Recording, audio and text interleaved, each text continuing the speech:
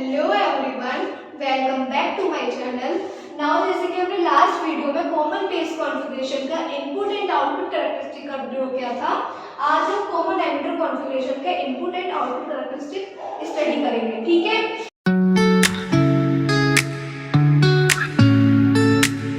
तो common emitter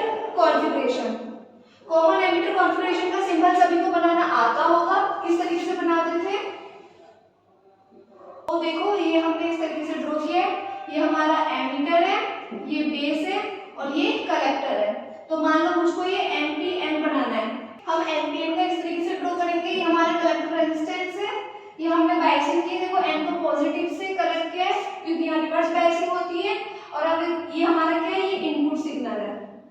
ये क्या हमारा इनपुट सिग्नल, ठीक है।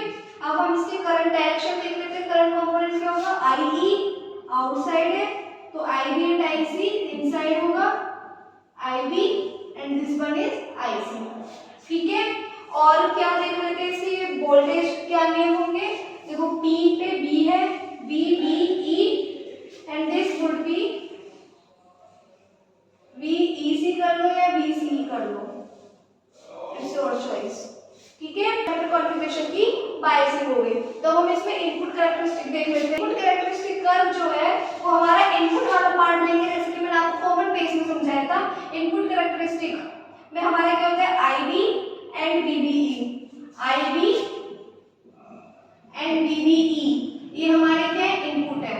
Input current and input voltage, ठीक है। और कांस्टेंट क्या रखोगे, आउटपुट वोल्टेज कांस्टेंट रखते हैं, मींस VCE केप्ट कांस्टेंट।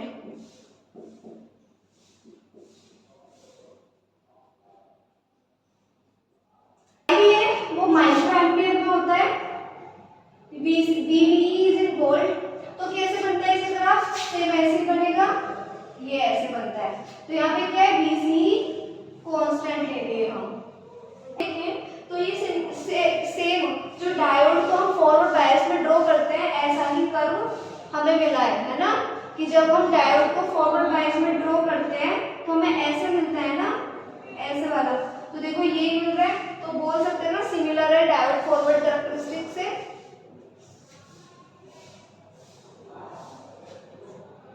ठीक है। अब अगर मुझे इसका रेजिस्टेंस लिखना है, इनपुट रेजिस्टेंस, तो इनपुट रेजिस्टेंस क्या है, del VB upon del IB।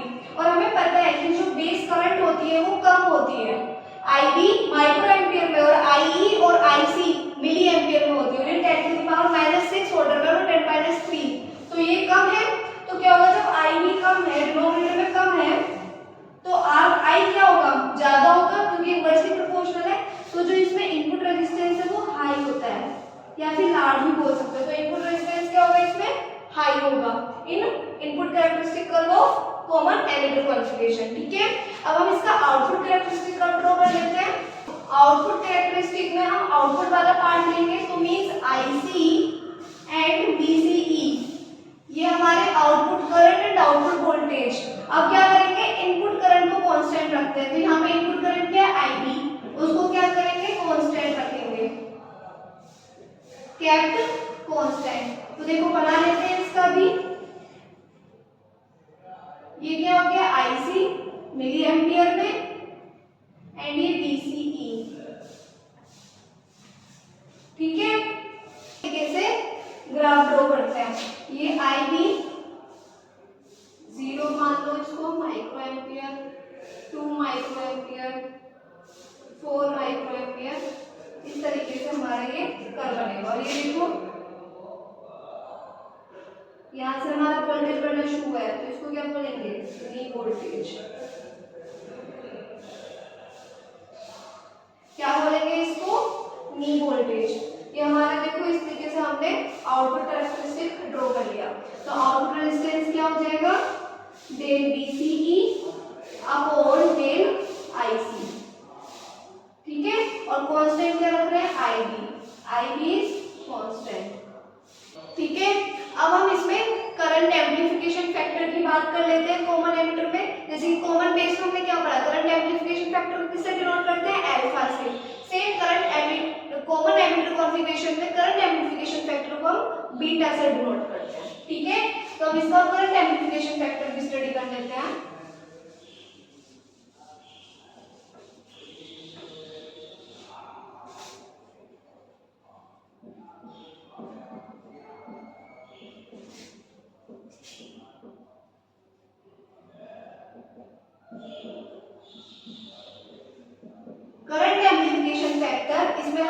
Beta से डिनोट करते हैं, बीटा। तो बीटा क्या होगा, से del I C upon del I B, ठीक है। जैसे कि अल्फा में क्या ले लेते हैं, del I C upon del I means output, change in output current upon change in input current. तो यहाँ पे change in output is del I C and change input current is del I B. तो इसको हमने beta से लिख दिया, ठीक है। जब हम सिग्नल नहीं देते हैं, आप सभी में देख सकते हो, जब हम सिग्नल अप्लाई नहीं करते तो हम सिंपली इसको beta is equal to I C upon I B भी लिख सकते हैं। When signal is not applied, ये जो इनपुट सिग्नल है ना, अगर मैं इसको अप्लाई ना करूं, when signal is not applied,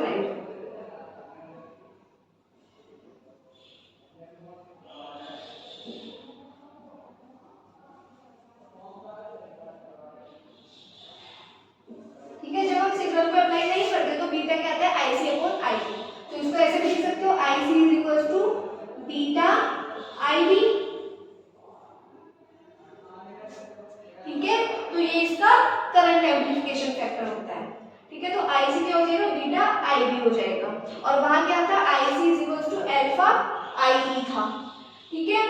अब अगर मेरे को इसमें, जैसे कि हमने कलेक्टर करंट में रिलेशन निकाल रहे थे, कलेक्टर करंट, तो इसमें भी अगर हम लिखे तो कैसे लिखेंगे, देखो कलेक्टर करंट क्या होता है, इसके according beta I B plus leakage current,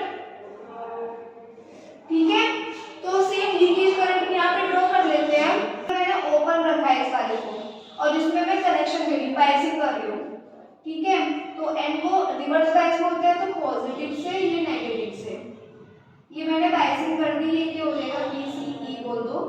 तो देखो इसमें मैंने बायसिंग की और ये हमारा ओपन है, इसमें कौन सी करंट फ्लो होगी, इधर से फ्लो होती है आई सी ई ओ, लिख दो, I C E O is common emitter leakage current. I C E O क्या है यहाँ पर, कॉमन एमिटर लीकेज करंट।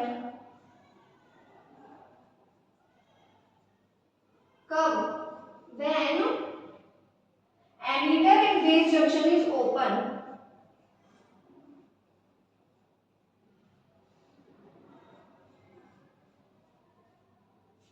ठीक है। तो जैसे आईसी है उसको कॉमन एमिटर लीकेज करंट भी बोल सकते हो, या फिर कलेक्टर लीकेज करंट भी बोल सकते हो। कलेक्टर के लिए रिलेशन लिख रही हूँ ना, तो इसको हम कलेक्टर लीकेज करंट भी बोल सकते हैं, और दूसरा नाम क्या बोल सकते हैं, कलेक्टर लीकेज करंट,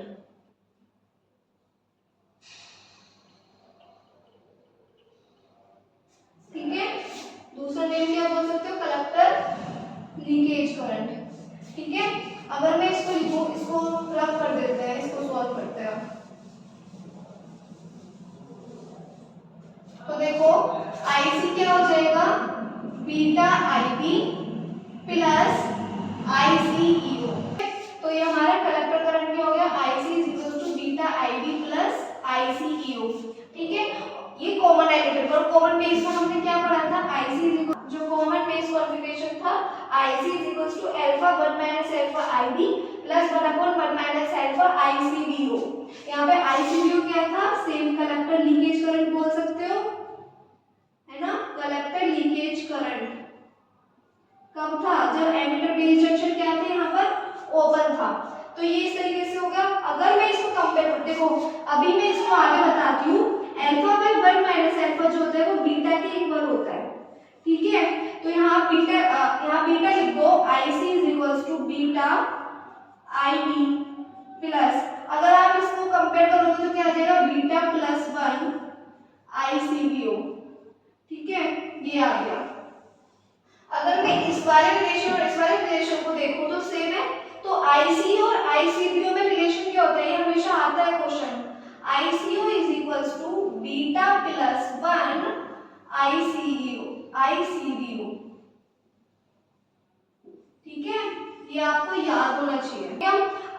ये इसका कलेक्टर करंट हमने लिख लिया। अब ये रिलेशन आता कैसे, ये भी देख लेते हैं, ठीक है।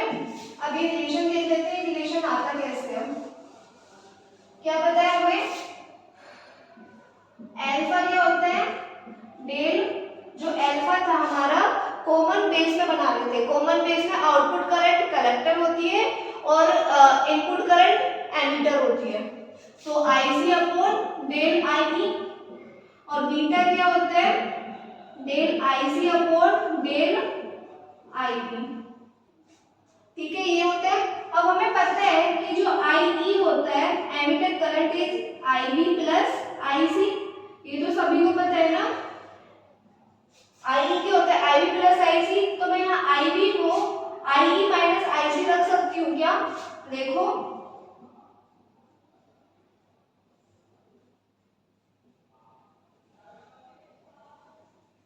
हम इसको लिख सकते हैं del IC upon del IE minus IC।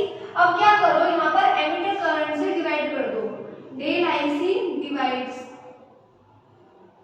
लिखो डिवाइड बाय डेल IC।